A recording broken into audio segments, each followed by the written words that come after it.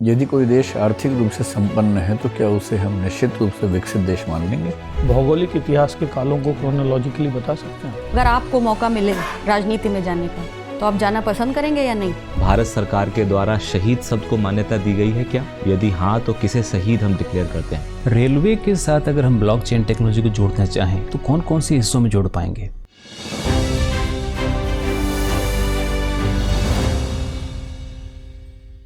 May I come in sir? Yes please come. Good evening sir. Good evening. Good evening, बैठिए। Thank you sir. आप हैं mister विकास Senthia? Yes. बैठिए। विकास, अपने बारे में कुछ महत्वपूर्ण बातें बताइए ताकि हम आपसे संवाद कर सकें। सर, मेरा नाम विकास सेंथिया है। मैं मध्य प्रदेश के भिंड जिले का निवासी हूँ। मेरी प्रारंभिक शिक्षा गांव में सरकारी स्कूल में 5th क्लास तक हुई। उसके बाद मैंने अपने डिस्ट्रिक्ट हेडक्वार्टर से 12th तक की पढ़ाई की, जिसमें मेरे विषय फिजिक्स, केमिस्ट्री और मैथ रहे। उसके बाद मैंने दिल्ली विश्वविद्यालय के शहीद भगत सिंह कॉलेज से ज्योग्राफी ऑनर्स किया और अभी मैं सिविल सेवा के जो फर्स्ट अटैम्प्ट दिया था 2020 में, उसमें मुझे रेलवे प्रोटेक्शन फोर्स में मेरा सिलेक्शन हुआ था और अभी सर ये मेरा सेकंड इंटरव्यू है। ये सेकंड अटेम्प्ट है आपका? सर, अटैम्प्ट मेरा थर्ड है। 2021 वाले अटैम्प्ट में मेरा सीसेट नहीं हुआ था। तो आप आरपीएफ में सिलेक्ट भी हो चुके हैं और ज्वाइन भी कर चुके हैं? यस सर, मैंने अभी 9 जनवरी को ज्वाइन किया है। तो विकास, ये बताओ कि आज के ज़माने में जबकि एयरपोर्ट को संभालने के लिए, मेट्रो को संभालने के लिए CISF को ऑपरेशन हमने दे रखे हैं, जिम्मेदारी दे रखी है, रेलवे प्रोटेक्शन के लिए अलग से एक फोर्स की ज़रूरत क्यों है? सर, रेलवे जो कि एक काफ़ी बड़ा डिपार्टमेंट है जो डेली 2.5 करोड़ लोगों को वो ट्रांसपोर्ट करता है। और साथ ही सर, रेलवे में जो फ्रेट कॉरिडोर, जो फ्रेट ट्रांसपोर्ट होता है, जिसमें कई सारे कीमती वैल्यूएबल सामान जाते हैं, तो सर उसकी सिक्योरिटी काफ़ी टाइम से चैलेंज रही थी। सर, इसका एक रीज़न ये भी है। और सर दूसरा है कि CISF से पहले RPF को इस चीज़ के लिए प्रपोजल भेजा गया था कि एयरपोर्ट या जो मेट्रो है इनकी सिक्योरिटीज़ को संभाला जाए, लेकिन स्ट्रेंथ की कमी होने की वजह से रेलवे मिनिस्ट्री ने इस प्रपोजल को मना कर दिया था। और सर एक दूसरा एक कारण बेटर कोऑर्डिनेशन भी है, क्योंकि उनकी मिनिस्ट्री के अंदर ही है, तो वो उनको लगता है कि मैं बेटर मैनेज कर सकता हूँ रेलवे सिक्योरिटी को। अभी RPF में कुल कितने लोग काम करते हैं? सर, अभी सैंक्शन 75 हैं, बट प्रेजेंट स्ट्रेंथ 76,000 है। 76,000 लोग काम करते हैं, 75,000 लोग काम करते हैं। और उसमें हिरार्की स्ट्रक्चर क्या है? टॉप लेवल से बताइए थोड़ा सा। जी सर, RPF में जो टॉप लेवल पे DG होते हैं, डायरेक्टर जनरल, वो IPS से डेपुटेशन पे आते हैं। उसके बाद एक ADG की पोस्ट है, जो ऑल इंडिया में एक ही पोस्ट है। एक ही पोस्ट है ADG की?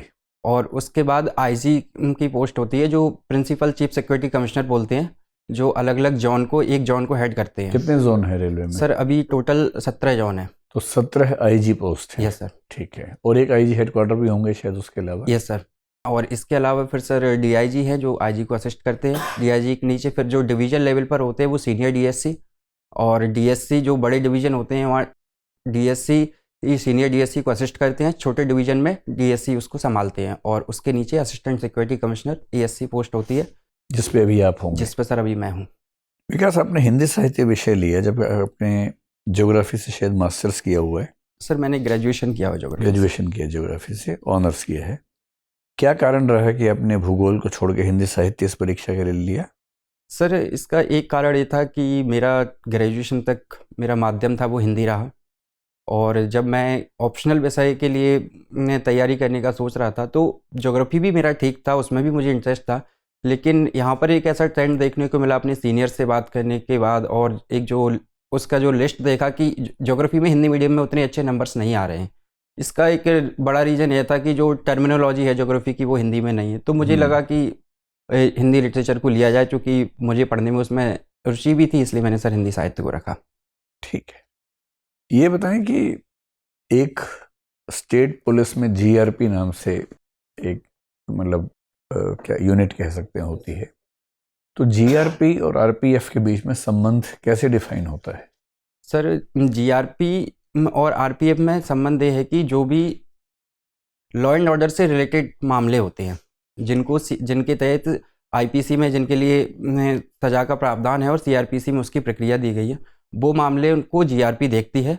उनमें RPF अगर इस तरह का कोई क्रिमिनल्स को पकड़ती है तो वो GRP को हैंड ओवर कर देती है।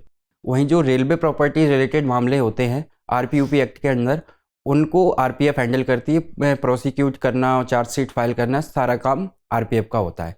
तो जो ट्रेन एक स्टेशन से निकलती है दूसरे स्टेशन पे जाती है, उस बीच में यस ट्रेन के अंदर कितने जवान आपके फोर्स के रहते हैं? सर, ये अलग अलग ट्रेन में डिपेंड करता है। जो ज़रूरी ट्रेन है उनको, क्योंकि स्ट्रेंथ इतनी नहीं है कि सभी को आरपीएफ स्कॉट कर सके, इसलिए कुछ ट्रेन में अभी भी जीआरपी स्कॉट करती है, कुछ ट्रेन में आरपीएफ स्कॉट कर रही है। तो उस केस में जीआरपी को पेमेंट्स करती है रेलवे? ये सर, रेलवे मिनिस्ट्री की तरफ से 50% पेमेंट जीआरपी को आता है और 50% स्टेट गवर्नमेंट की तरफ से आता है। ठीक है, बहुत बढ़िया। विकास, ये बताएं कि जब हम किसी देश को बोलते हैं कि वो विकासशील देश है या विकसित देश है, कौन से पैरामीटर्स हैं जिसके बेस पे तय होता है? सर, विकासशील और विकसित देश का जो क्राइटेरिया है वो अभी डिफाइंड नहीं है। यूएन में एक ऐसा मैंडेट है कि सभी देश अपने अपने इकोनॉमी के हिसाब से, अपने अपने विकास की गति के हिसाब से अपने आप को विकासशील और विकसित देश की श्रेणी में रख सकते हैं। इसमें सर एक जो क्राइटेरिया है जो जनरली देश फॉलो करते हैं कि उनकी इकोनॉमी का साइज क्या है, पर कैपिटा इनकम क्या है, और जो भी सोशल सिक्योरिटीज़ का स्टेटस है उनके देश में वो क्या है, और वैश्विक व्यापार में सप्लाई चेन में उनकी भागीदारी क्या है। क्या ज़रूरी है कि जो देश आर्थिक रूप से विकसित हो सामाजिक रूप से भी विकसित हो? सर, ऐसा आवश्यक नहीं है, लेकिन अक्सर ऐसा देखा जाता है कि आर्थिक संपन्नता के बाद सामाजिक संपन्नता आ जाती है, पर कुछ ऐसे उदाहरण भी देखने को मिलते हैं जहाँ आर्थिक संपन्नता होने के बावजूद सामाजिक संपन्नता नहीं हो सकती। जैसे सर, जैसे मिडिल ईस्ट में कुछ कंट्रीज़ हैं जो तेल खनन का कार्य करती हैं, तो वहाँ पे काफ़ी ज़्यादा आर्थिक संपन्नता है, लेकिन सामाजिक जो संकेतक हैं उनमें वो काफ़ी पिछड़े हुए भी। यदि कोई देश आर्थिक रूप से संपन्न है तो क्या उसे हम निश्चित रूप से विकसित देश मान लेंगे आर्थिक रूप से? सर, अगर इकोनॉमी की टर्म में उसको विकसित माना जा सकता है, लेकिन अगर विकास जो होता है ओवरऑल अप्रोच में देखा जाए तो नहीं, क्योंकि विकास एक चौमुखी अवधारणा है। तो उस जिस देश में विकास का स्तर जितना ऊंचा होगा, क्या ज़रूरी है कि वहाँ खुशियों का स्तर भी उतना ऊंचा रहे? सर, ऐसा भी आवश्यक नहीं। अगर हम भूटान की बात करें तो उसका हैप्पीनेस इंडेक्स सबसे ज़्यादा है, जबकि उसकी आर्थिक पैमाने पर तुलना की जाए तो कई विकसित देशों से उसकी आर्थिक स्थिति कम है। बहुत बढ़िया। भिंड के आप रहने वाले हैं? जी सर। भिंड को एक समय तक इस रूप में जाना गया कि वो डकैतों का इलाका है, बागियों का इलाका है। Yes sir. पिछले कुछ समय से लगभग 10-20 साल से ऐसी घटनाएं नहीं के बराबर दिखती हैं। ऐसा क्या हुआ भिंड में, विशेष रूप से जेपी आंदोलन के बाद से ऐसे कौन से बदलाव आए कि अब वहाँ के समाज के भीतर बागी संस्कृति कम हो गई है और शिक्षा और सब चीज़ों का महत्व बढ़ने लगा है? सर, जो डकैत समस्या थी भिंड में, या जो बागियों का जो कल्चर था, वो वहाँ पर एक तो जो सामाजिक उत्पीड़न की वजह से उत्पन्न हुआ था। अच्छा। जो जिस तरह के लोअर कास्ट थे, या कई बार पारिवारिक उत्पीड़न हुआ, कई बार सामाजिक जो प्रभुत्व वाले लोग थे उनकी। लेकिन धीरे धीरे जब प्रशासन की पहुंच बढ़ी उस क्षेत्र तक, तो उस वजह से लोगों का एक जो ग्रीवेंस रिड्रेसल मैकेनिज्म था वो मजबूत हुआ। दूसरा सर, 1980 से और 90 के दशक तक पुलिस ने काफ़ी एक्टिव रोल दिखाया इसमें, जो कई सारे बागी मुठभेड़ में मारे गए और कई सारे जो थे उन्होंने सरेंडर किया। और फिर धीरे धीरे एक एजुकेशन को लेकर के भी वहाँ पे आया। अगर भिंड में अभी बात करें तो सर, मध्य प्रदेश में 65% लिटरेसी रेट है, जबकि केवल भिंड डिस्ट्रिक्ट में 75 लिटरेसी रेट है। क्या मध्य प्रदेश की या भिंड की बागी समस्या को छत्तीसगढ़ की नक्सली समस्या से जोड़ के देखा जा सकता है? ये दोनों अपनी प्रकृति में एकदम अलग हैं। सर, मध्य प्रदेश की बागी समस्या थी वो केवल इंडिविजुअल पर डिपेंडेंट थी, कि अगर किसी एक व्यक्ति का शोषण हुआ, कुछ उसने अपने एक गिरोह को बना करके वो सिर्फ छोटे क्षेत्र में प्रसारित थी, जबकि जो नक्सलिज्म है वो देश के काफ़ी हिस्सों में फैला हुआ है। तो उसका एक प्रारंभिक रूप कह सकते हैं। Thank you sir. विकास, आपने एमए ज्योग्राफी किया है? सर, एमए हिंदी लिटरेचर किया है और बीए ज्योग्राफी से किया है। अच्छा। भूगर्भिक संरचना से आप क्या समझते हैं? सर, किसी भी स्थान की टेक्टोनिक एक्टिविटीज़ के कारण जो उसकी आंतरिक संरचना होती है, जिसका प्रभाव उसकी बाह्य स्थलाकृति पे पड़ता है, उसको सर भूगर्भिक संरचना कहते हैं। ऐसा कहा जाता है कि प्लेट टेक्टोनिक थ्योरी सारी स्थलाकृतियों की उत्पत्ति का आधार है। तो आप इस थ्योरी से 2-4 स्थलाकृतियों को उत्पन्न करके बता सकते हैं? सर, प्लेट टेक्टोनिक थ्योरी से एक पर्वतों का जो भी बलित पर्वत होते हैं, बलित पर्वत का निर्माण जैसे हिमालय है या फिर अमेरिका का रॉकीज है, एंटीज है, इस तरह के उदाहरण हैं। अगर भारत में बात की जाए तो जो दक्कन का लावा पठार है, तो ज्वालामुखी की क्रिया भी टेक्टोनिक एक्टिविटीज़ के कारण होती है, तो लावा का पठार या लावा का मैदान भी ये प्लेट टेक्टोनिक के कारण बनते हैं। और जो आइलैंड कंट्रीज होती हैं जैसे जापान या फिलीपींस हैं, ये भी प्लेट टेक्टोनिक के कारण जो ज्वालामुखी उत्पन्न हुए उनसे निर्मित स्थलाकृतियाँ हैं सर। हिंद महासागर की भू राजनीति में स्ट्रिंग ऑफ पल्स और नेकलेस ऑफ डायमंड, ये दो नीतियों की चर्चा की जा रही है। क्या आप इन नीतियों को बता सकेंगे? सर स्ट्रिंग ऑफ पल्स ये चाइना के संदर्भ में इस नीति का प्रयोग किया जाता है। इस नीति में सर चाइना हिंद महासागर के आसपास जो आइलैंड कंट्री और जो तटीय देश हैं उनमें अपने नौसैनिक अड्डे स्थापित कर रहा है, जिससे ऐसा आरोप लगाया जाता है चाइना पे कि ये हिंद महासागर को चारों ओर से घेरने की नीति है। वहीं नेकलेस ऑफ डायमंड की जो नीति है वो चाइना को काउंटर करने के लिए कुछ देशों द्वारा वहाँ पर सैनिक अड्डे या फिर अपने एयर नेवी बेस बनाने की एक नीति है सर। ठीक। सर्वांगीण विकास, समावेशी विकास, सबका साथ सबका विकास, क्या आपको ये सब एक जैसे लगते हैं या इनमें कुछ अंतर है? फिर से कह रहा हूँ, सर्वांगीण विकास, समावेशी विकास और अभी सबका साथ सबका विकास, क्या संबंध है इनमें?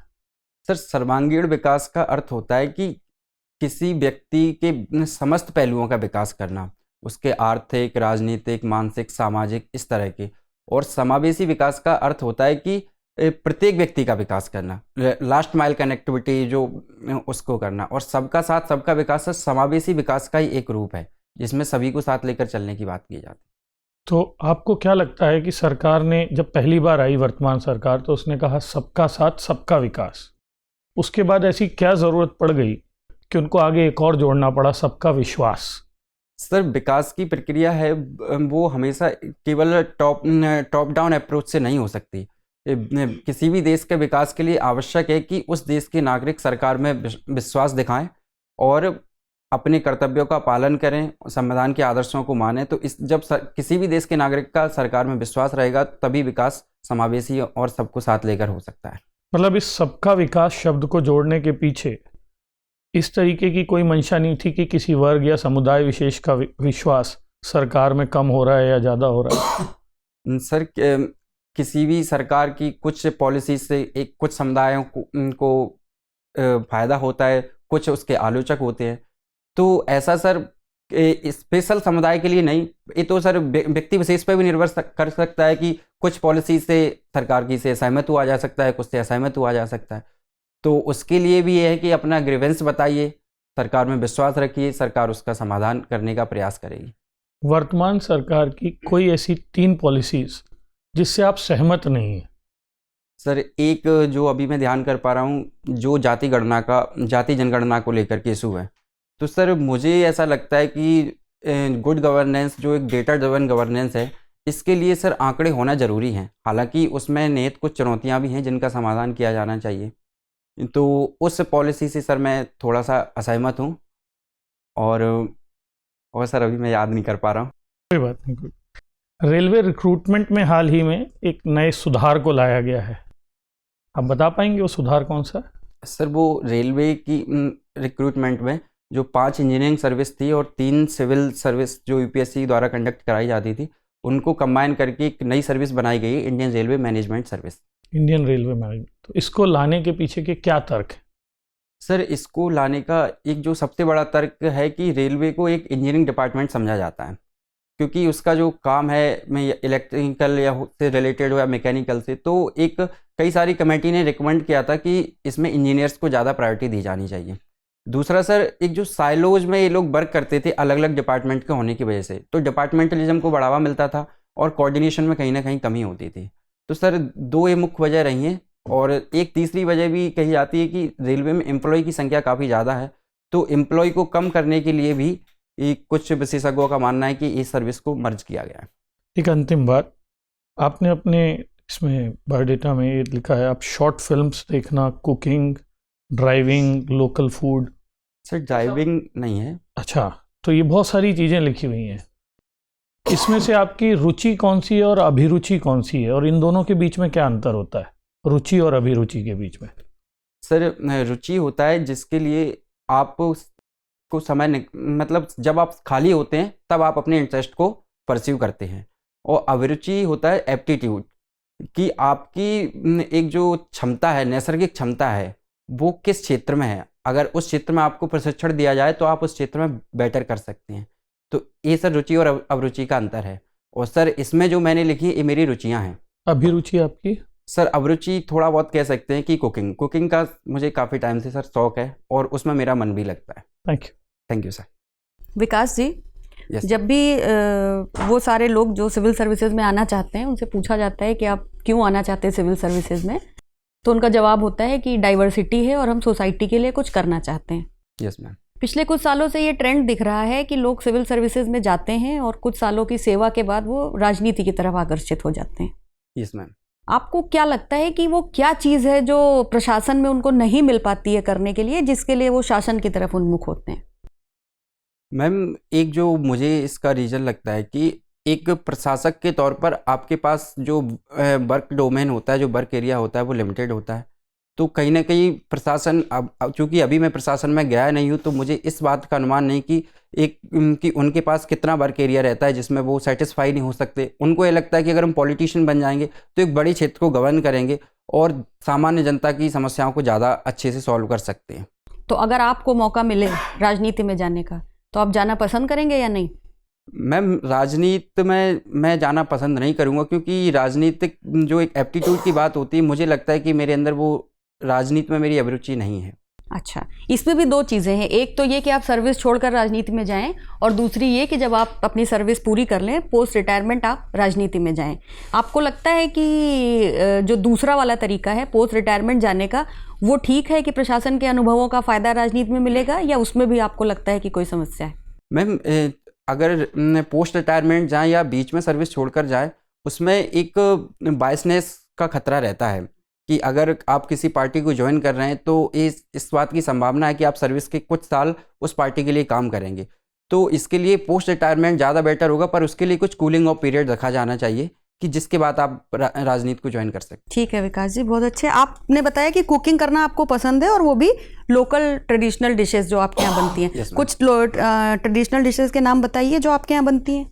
मैम हमारे यहाँ जैसे एक भुट्टे की कीस है, पोहा है और दाल बाफला है, और स्वीट्स में मैम मावा बाटी है, इस तरह की मालपुआ है, इस तरह की कुछ डिशेज बनाई जाती हैं। ये सारी चीज़ें आप बनाते हैं? Yes ma'am. अच्छा, आप मुझे बताइए कि इनमें से कोई एक डिश आपको लेनी है और उसको आइडेंटिटी बनानी है, मध्य प्रदेश की पहचान बनाना है उस डिश को, तो आप कौन सी डिश को लेना पसंद करेंगे और क्यों? मैम अगर आइडेंटिटी बनाने की, तो जो इंदौरी पोहा है वो चूँकि फेमस भी है और कई सारे स्टेट्स में उसका प्रचलन भी है, तो मैं उस चीज़ को लेना पसंद नहीं, वो तो ऑलरेडी पहचान है। हाँ। उसके अलावा मैम उसके अलावा जैसे कि मालपुआ है, वो एमपी में काफ़ी ज़्यादा पॉपुलर है और काफ़ी अच्छी डिश है। उसके अन्य जगह कई रूप देखने को मिल सकते हैं, कहीं पे इसको मावा के साथ बनाया जाता है कहीं, तो उस चीज़ को मैं लेना पसंद करूँगा। अच्छा, डायरी लिखना आपको पसंद है? Yes. और डायरी हिंदी साहित्य की एक विधा भी है। Yes. क्या होता है डायरी लेखन? मैम डायरी लेखन होता है कि जब कोई भी व्यक्ति अपने विचारों को, अपने अनुभवों को, बहुत ही जो उसके अंतरंग जीवन के अनुभव होते हैं उनको लिखता है, तो उसको डायरी लेखन कहा जाता है, जिसमें वो खुद से साक्षात्कार करता है। अच्छा, कोई एक दो उदाहरण बता सकते हैं आप डायरी के? मैम जब डायरी, जैसे एक साहित्यिक की डायरी है जो गजानन माधव मुक्तिबोध जी की है, और एक जेल डायरी है जो यशपाल जी की है, मेरी जेल डायरी के नाम से प्रसिद्ध है, और एक जो महात्मा गांधी के सेक्रेटरी थे, पर्सनल सेक्रेटरी महादेव देसाई, उनकी एक डायरी है, मैं उसका नाम याद नहीं कर पा रहा हूँ मैम, कोई बात नहीं Vikas ji, thank you. Thank you ma'am. Vikas ji, आपने शहीद भगत सिंह कॉलेज से अपना स्नातक किया है। क्या आप मुझे बता सकते हैं कि भारत सरकार के द्वारा शहीद शब्द को मान्यता दी गई है क्या? यदि हाँ, तो किसे शहीद हम डिक्लेयर करते हैं? तो भारत सरकार द्वारा ऑफिशियल मान्यता नहीं दी गई है शहीद नाम को। ठीक है, और जो लोग in the line of duty supreme sacrifice देते हैं, उन्हें क्या कहा जाता है? आधिकारिक तौर पे कोई संबोधन है उनके लिए, जिन्होंने सेवा के दौरान, कार्य के दौरान अपने प्राणों को न्यौछावर किया है, उन्हें क्या कहते हैं? आरपीएफ में अगर ऐसा होता है तो क्या कहते हैं उसे? सर मैं माफ़ी चाहूँगा, इस बारे में पढ़ूंगा। ठीक है, भारत सरकार ने एक शब्द समर्पित किया है, बलिदानी, ब्रेव हार्ट। बलिदान। ठीक है, मुझे बताइए कि आप आरपीएफ में हैं। आरपीएफ का एक बहुत महत्वाकांक्षी प्रोजेक्ट है मेरी सहेली, यस सर। उसके बारे में कुछ बता सकते हैं? सर मेरी सहेली जो ट्रेन में महिला पैसेंजर होती हैं, उनकी रक्षा के लिए एक चला गया प्रोजेक्ट है कि उनके साथ किसी तरह का असल्ट या हैरेसमेंट के केस ना हो। ठीक है, मुझे परसेंटेज के हिसाब से बताइए कि कितना प्रतिशत आपका फोर्स महिलाओं से बना है? सर आरपीएफ में 10% महिलाएं कार्यरत हैं। इसके अलावा सर एक आरपीएसएफ में एक महिला बटालियन बनाई गई है। ठीक है, तो अगर हम मोटा मोटी देखें तो कम से कम 6,500 के आसपास ट्रेनें हैं जो चलती हैं, पूरे length and breadth of the country को कवर करती हैं। ठीक है, और आपकी जो फोर्स का जो इफेक्टिव स्ट्रेंथ है वो 65,000 से 75,000 के आसपास है। Yes sir. तो 10% अगर माने तो 7,000 के आसपास हम ले लेते हैं। आपको लगता है कि 7,000 महिलाओं के सहयोग से मेरी सहेली अभियान को सफल बनाया जा सकता है? आपको लगता नहीं कि ये टोकनिज्म है कहीं ना कहीं? सर ये बात सही है कि आरपीएफ में स्ट्रेंथ बहुत कम है। इस चीज़ के लिए सर कुछ ट्रेन में जीआरपी को रिक्रूट किया जाता है, सभी ट्रेन में आरपीएफ सक्षम नहीं है। और सर कुछ जो नई ट्रेनें आ रही हैं उनमें कोच में सीसीटीवी कैमरास लगाए जा रहे हैं ताकि एक ट्रेन में कम से कम आरपीएफ को डिप्लॉय करना पड़े और सीसीटीवी कैमरा के माध्यम से एक कंट्रोल रूम बनाकर उन पर निगाह रखी जा सके। ठीक है, रेलवेज के इफेक्टिव ऑपरेशन में जहाँ पे सेफ्टी और सिक्योरिटी का मामला है, आरपीएफ और जीआरपी संयुक्त रूप से काम करती है। Yes sir. लेकिन हमेशा पब्लिक में ये परसेप्शन बना हुआ है कि जिस पेशेवर अंदाज के साथ आरपीएफ काम करती है उसका मेल जीआरपी नहीं कर पाती है। आपको लगता है कि जीआरपी का इस ऑपरेशन में होना आप लोग के लिए इम्पेडिमेंट है? फ्री हैंड मिलना चाहिए। जैसे आप लोगों के पास अभी रेलवेज एक्ट है, आप लोगों के पास आरपीयूपी एक्ट है, लेकिन law and order situation handle करने के जो प्रावधान है वो नहीं होने के कारण ये आप लोगों के लिए सबसे बड़ा इम्पेडिमेंट है। सर इसको इम्पेडिमेंट तो नहीं कहा जा सकता। कई जगह पे ऐसा देखने को मिलता है कि आरपीएफ और जीआरपी कोऑर्डिनेशन के साथ काम कर रहे हैं, लेकिन कुछ चीज़ ऐसे है, जैसे अगर रेलवे में क्राइम की बात की जाए तो 56% क्राइम अभी भी जो पैसेंजर बिलोंगिंग्स है उनकी चोरी का होता है और इसका मामला जीआरपी देखती है। इस पर 2003 में भी प्रपोजल आया था संसद में और अभी भी एक प्रस्ताव आया है जो संभवतः इस सत्र में प्रस्तुत किया जाएगा, क्योंकि जो रेलवे थेफ्ट का मामला है ये रनिंग ट्रेन में होता है और इसमें चोरी कहीं पर हुई है, पैसेंजर रजिस्टर कहीं पर करता है, तो इस चीज़ को लेकर के ज़रूर ट्रांसफ़र किया जाना चाहिए। और सर लॉ एंड ऑर्डर की बात है तो चूँकि ये राज्यों की स्वायत्तता से भी जुड़ा हुआ मामला है और राज्य सूची का विषय है लॉ एंड ऑर्डर, तो इस पर कोई भी कानून लाने से पहले राज्यों की सहमति आवश्यक है। इस पर ऐसा प्रयास किया गया था लेकिन सभी राज्य इस पर सहमत नहीं हुए। Thank you sir. Thank you. Mister Sainthia, yes sir. इतिहास विषय में मोहम्मद बिन तुगलक को सोचते हैं, देखते हैं हम। Yes sir. मोहम्मद बिन तुगलक अपने समय से ज़्यादा तेज दौड़ने वाला व्यक्ति था। Yes sir. क्या समझते हैं इस बात से आप? सर उसको इसलिए कहा जाता है क्योंकि उसने कुछ ऐसी योजनाएं बनाई जो प्रेजेंट सिचुएशन के हिसाब से अगर उनको लागू किया गया तो वो असफल रही। उसकी जो योजनाएं थी वो भविष्य के लिए एक अच्छा विकल्प थी और उन चीज़ों के लिए जनता तैयार नहीं थी, जैसे राजधानी परिवर्तन किया उसने या जो मुद्रा जारी की, तो उसमें उस समय की जो सिचुएशन थी उसके लिए जनता तैयार नहीं थी और वो योजनाएं असफल रही। लेकिन भविष्य के पर्सपेक्टिव से देखा जाए तो वो अच्छी थी, इसलिए सर उसको अपने समय से तेज दौड़ने वाला कहते हैं। क्या हम ये कह सकते हैं कि उसके जो वर्कर्स थे उसको सही इम्प्लीमेंट नहीं कर पाए? सर वर्कर्स पर पूर्णतः आरोप नहीं लगाया जा सकता, क्योंकि कोई भी ये योजना को इम्प्लीमेंट करने के लिए पहले जनता का फीडबैक लेना होता है कि जनता की डिमांड क्या है, साथ ही वर्कर को इसके बारे में बताना होता है कि इसको किस तरीके से अप्लाई करना है। जब सर जनता किसी चीज़ को रजिस्ट कर देती है तो सर पूर्णतः वर्कर को आरोपी नहीं ठहराया जा सकता है। आजकल एक नया टर्म हमें देखने को मिलता है, dark net. Yes sir. Surface net या हम डीप वेब की बात करते हैं, क्या चीज़ है ये? सर सरफेस नेट जो अभी टोटल नेट है उसका 4% होता है, जिस पर हम ओपन सोर्स होता है, हम कुछ भी सर्च कर सकते हैं और उसके लिए किसी प्राइवेसी या पासवर्ड की ज़रूरत नहीं होती है। डार्क नेट होता है वो इनक्रिप्टेड होता है, जिसके लिए हमें पासवर्ड की ज़रूरत पड़ती है, जैसे कि किसी का बैंक अकाउंट से रिलेटेड इन्फॉर्मेशन है, मेडिकल इन्फॉर्मेशन है। और जो डीप वेब है वो डार्क नेट का एक पार्ट है। उस पर चूँकि इस पर सरकार का रेगुलेशन नहीं होता है तो अरब स्प्रिंग के टाइम पे इसको वो इसका प्रयोग ज़्यादा हुआ था। और इसके अलावा कुछ लोग अभी क्रिप्टो करेंसी के लिए करते हैं, कुछ ब्लैक मार्केटिंग में भी इसके दुरुपयोग देखने को मिले हैं सर। ठीक बात है। रेलवे के साथ अगर हम ब्लॉकचेन टेक्नोलॉजी को जोड़ना चाहें तो कौन कौन से हिस्सों में जोड़ पाएंगे? सर एक तो जो ट्रेन मूवमेंट है कि अब उसमें जोड़ा जा सकता है कि कौन सी ट्रेन कहाँ से कब निकल रही, प्रत्येक स्टेशन पे इसको अपडेट किया जा सकता है। और दूसरा सर, एक जो कंटेनमेंट आते हैं, जो फ्रेट कंटेनमेंट होते हैं, उनकी प्रत्येक स्टेशन पे चेकिंग होती है कि उनकी सील प्रॉपर लॉक है या नहीं, या बीच में कहीं उसके साथ छेड़छाड़ की गई है, तो वहाँ पर इसको जोड़ा जा सकता है।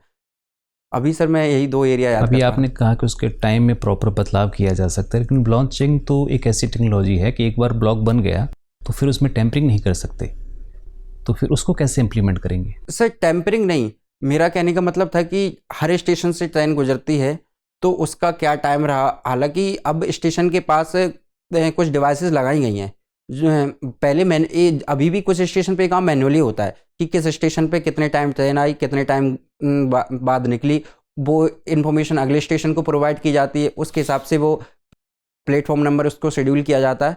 तो इसको सर ब्लॉकचेन में अगर लाया जाएगा तो आपने एक ब्लॉक बना दिया जो एग्जैक्ट टाइम पे है, वो इन्फॉर्मेशन आगे पहुंच जाएगी, तो उसमें टेम्परिंग नहीं की जा सकती। अगर गाड़ी यस सर, मान लीजिए 15 मिनट का गैप रहता है 2 दिन के बीच में और फर्स्ट ब्लॉक भर गया है, यस सर, तो दूसरे वाले ब्लॉक को फिर इंफॉर्मेशन अलग टाइम की रहेगी, यानी हैश बदल जाएगा उसका।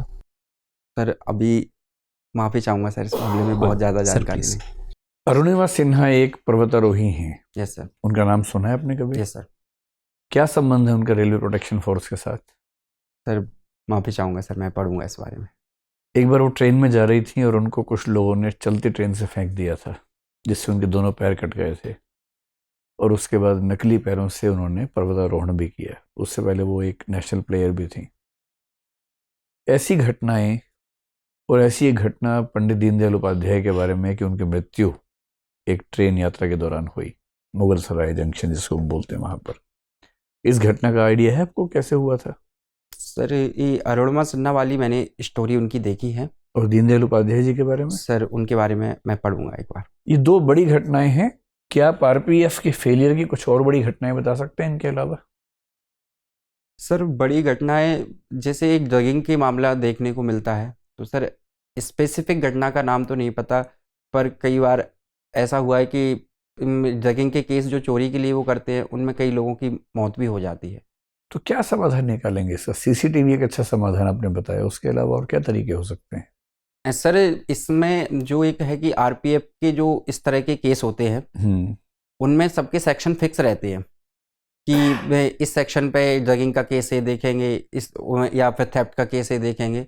तो उस चीज़ के लिए आरपीएफ को कुछ ऑपरेशन चलाने की ज़रूरत है। जो भी ऑर्गेनाइज्ड क्राइम हो रहा है उस चीज़ को ब्रेक करने की ज़रूरत है। आरपीएफ की समस्याओं का समाधान केवल आरपीएफ करेगी, या उसके लिए कुछ टेक्निकल डेवलपमेंट्स की ज़रूरत भी है ट्रेन में? ये सर एक तो आरपीएफ का स्ट्रेंथ बढ़ाने की ज़रूरत है। सर दूसरा, आरपीएफ में एक फंडिंग की प्रॉब्लम रहती है। आरपीएफ के पास अभी खुद का फंड नहीं है, उससे अदर डिपार्टमेंट से अपने फंड एलोकेशन के लिए, तो और जो उसके पास सिक्योरिटी इक्विपमेंट है उनकी कमी है। तो कि जैसे सर्च लाइट हो गई या फिर स्टेशन यार्ड में लाइट लगाने का मामला है, तो इन सब चीज़ों के लिए भी बढ़ाने की ज़रूरत है सर। ऐसी 3 फिल्में जिन फिल्मों की कहानी रेल यात्रा पे विकसित हुई हो। आप तो फिल्में भी देखते हैं, आपने लिखा है शॉर्ट फिल्म। Yes sir. तो कुछ बताइए ऐसी बढ़िया फिल्में। सर एक मुझे अभी याद आ रही DDLJ, जिसमें लास्ट में ट्रेन का सीन आता है। ठीक है। और सर एक जो गदर मूवी आई थी, उसमें भी ट्रेन में काफ़ी। बहुत बढ़िया। और सर अभी याद नहीं आ रहा। कोई बात माफी नहीं। चाहूंगा। विकास, आपसे बात करके बड़ा अच्छा लगा। अब आप जा सकते हैं। Thank you sir, thank you ma'am.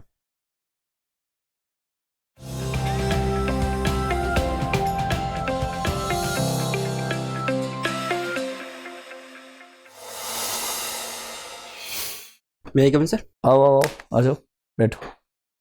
Thank you sir. एक तो भाई जो कोट की पॉकेट्स हैं ना, इनके फ्लैप अंदर कर दो, यस। वो ज़्यादा ठीक लगते हैं, ज़्यादा फॉर्मल लगते हैं, है ना। बाकी अब तुम्हें क्या कहे, तुम धांसू तैयारी एकदम, कहने की बात ही नहीं है। एक्सीलेंट लेवल पर। पेशी पर कितने मार्क्स आए थे इंटरव्यू में? सर 168। कितने चाहिए आईएएस बनने के लिए? सर अच्छे से एक्सपेक्ट कर रहा हूँ 180 प्लस सर, एक्सपेक्ट कर हाँ रहा हूँ 180 प्लस आ रहे हैं तुम्हारे, आ रहे हैं। तुम 190 बोलो उतने भी आ रहे हैं। Thank you sir. तुम्हारा सही लेवल इस पर 195 प्लस का है, थैंक यू सर। तो मुबारक हो आईएएस। अगर मेंस ठीक हुआ है तो, है ना, मेंस अच्छा हुआ है ना। हाँ सर, फर्स्ट अटेम्प्ट के कंपैरिजन में इस बार मैं सेटिस्फाई भी ठीक हिंदी हुआ। साहित्य में आग लगा दी इस बार ठीक हाँ से। सर, हिंदी साहित्य अच्छे से। बहुत बढ़िया। देखो एंट्री बहुत बढ़िया है, ड्रेस बहुत ही बढ़िया, बस पॉकेट वाली बात थी, बता दी आपको। Yes sir. बैठने का तरीका अच्छा है, सेल्फ इंट्रोडक्शन बहुत अच्छा है, एक्सप्रेशन में वॉइस आपकी बहुत अच्छी है, फ्लो और स्पीड सब कुछ बहुत अच्छा है। जब तेज गति से बोलते हैं ना तो सामने वाले को कन्विंस होना ही पड़ता है, ये परसुएशन का एक नियम है। Yes sir.